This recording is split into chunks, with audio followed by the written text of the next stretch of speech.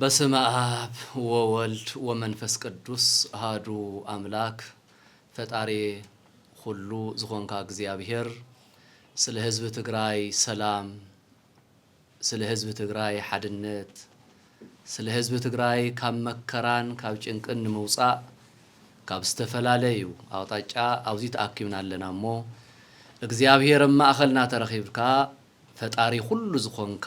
ሰላም ካውርደልና ሰላም ሃበና ካውዚ ቀፂሉ ድማ ክቡር መጋቤ ብርሃናት መምህር ተስፋይ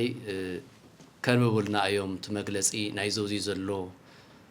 ተሰብሰበ አካል ናብ መጋቤ ብርሃናት ተስፋይ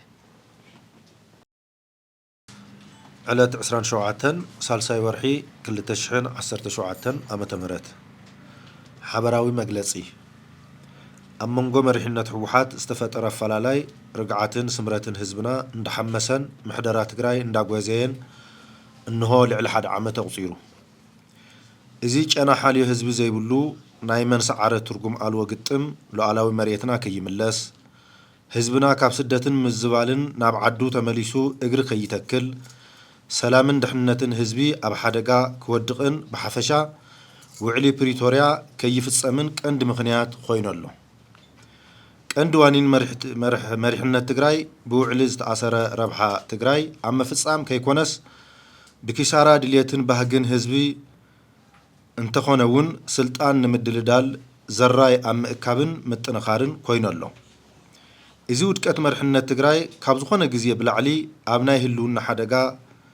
ክተኣቱ ገይርዋ ኣሎ ኣብ ዝሓለፈ ሓደ ዓመት እዚ ሓደገኛን ዕሙትን ፖለቲካዊ ንሕንሕ ብሰላም ንክፍታሕ መራሕቲ ሃይማኖት መራሕቲ ሲቪክን ቢዝነስን ትካላትን ትግራይ ዝገበርዎ ዘይተሓለለ ጻዕሪ ክብርዕን ተገይሩ እዩ እቲ ውጥጥ ብዘተ ንምፍታሕ ኣብ ቅድሚ መራሕቲ ሃይማኖት ዝኣተይዎ ቃል ጥሒሶም ብዓበይቲ ዓዲ ዝቐረበሎም ናይ ሰላም ሓሳብ ኣሻሊሎም ክብርን ባህልን ትግራይ ኣናኢሶም ናይ ህልኽን ኣነነትን ፖለቲክኦም ቀፂሎምሉ ኣለዉ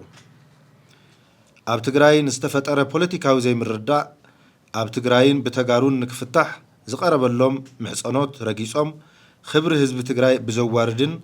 መኸተ ህዝቢ ትግራይን ብዘራኽስ ኣገባብ ነውራን ፖለቲካ እንትሰርሑ ብሓዘን ንዕዘብ ኣለና እቲ ሓደ ነቲ ሓደ መሊኡ ንምስዓር በብእዋኑ እንዳኽፈአን እንዳሕመቐን ዝኸይድ መርዚ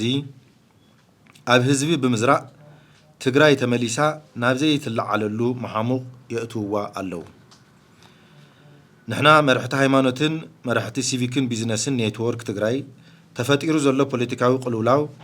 ልዕሊ ሰላም ድሕነትን ረብሓን ትግራይ ክብሮምን ረብሕኦምን ብዘቐድሙ መራሕቲ ይፍታሕ እዩ ዝብል እምነት የብልናን በዚ መሰረት እዚ ቁንጣር ህዝባዊ ምኽንያት ዘይብሉ ፖለቲካዊ ቅልውላው ኣብ ምፍታሕን መጻእ ዕድል ትግራይ ኣብ ምስማርን ግቡእና ብንጥፈት ክንሰርሕ ምውሳና እንዳገለጽና ዝስዕብ ውሳነ ምሕላፍና ነፍልጥ ሓደ ፖለቲካ መራሕቲ እቲ ፖለቲካዊ ቅልውላው ክሳዕ ዝፍታሕን ብምርዳእ ዝተመስረተ ምምሕዳራዊ ምትዕራይ ክሳዕ ዝግበር ምሻምን ምውራድን ጠጠው ክብልን ካብ ኣዳራሽ ወፃኢ ዝካየድ ሰልፊ ከይግበርን እንዳጸዋዕና ንፖለቲካ ፍታሕ ዝሕግዝ ናይ ምርግጋዕ መንፈስ ክፍጠር ነተሓሳስብ ክልተ ኣብ ዝሓፀረ እዋን ንፖለቲካን ወተሃደራውን መራሕቲ ብምርካብ ዝተፈላለዩ ኣብ ውሽጢ ዓድን ካብ ውሽጢ ይቅርታ እዚ ክደግሞ እያ ካልኣይ ኣብ ዝሓፀረ እዋን ንፖለቲካን ወተሃደራውን መራሕቲ ብምርካብ ዝተፈላለዩ ኣብ ውሽጢ ሃገርን ዳያስፖራን ዝርከቡ ተጋሩን ብምዝርራብ ነቲ ተፈጢሩ ዘሎ ፖለቲካዊ ቅልውላው ንምፍታሕ ዝሕግዝን ረብሓ ህዝቢ ትግራይ መሰረት ዝገበረን መፍትሕ ከም ነቕርብ እንዳገለጽና እዚ ዝቐርብ ናይ መፍትሕ ሓሳብ ተቐባልነት ረኺቡ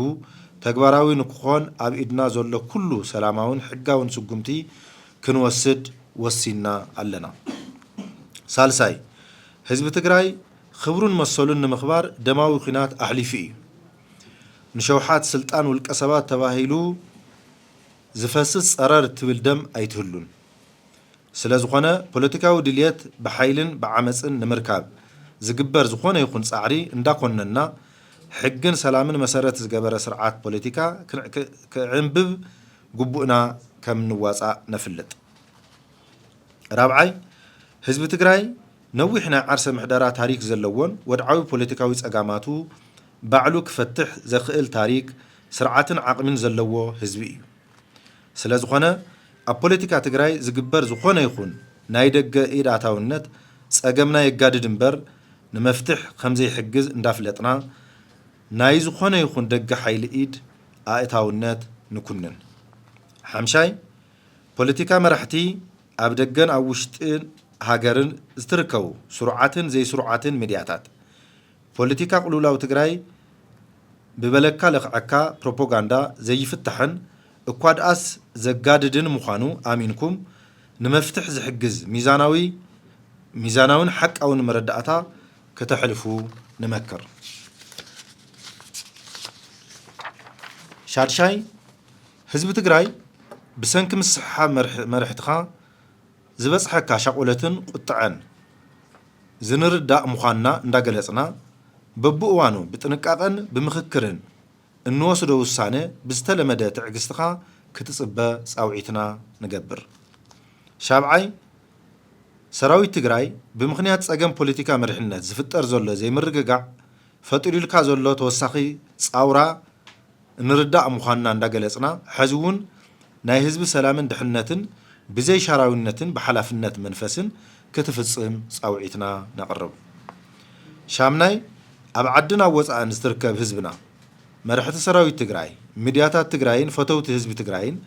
እዚ ውሳነ ተግባራዊ ኣብ ምግባር ተራኹም ክትጻወቱ ጻውዒት እንዳገበርና ኣብ ዙርያ ኣፈጻጽማ ውሳነታትና ንህዝብና በብእዋኑ መረዳእታ ከም ነቕርብ ብኽብሪ ንገልጽ ንሰላምን ድሕነትን ትግራይ ተራና ንጻወት نغنيلي ዝተነበበ መግለጺ ናይ ኩልህና እዩ ንህዝቢ ትግራይ ናይ ሰላም ጻውዒት ክኾነሉ ተስፋ ንገብር መራሕትና እውን ንኸስተውዕሉ እግዚአብሔር ንልምን የቀንየልና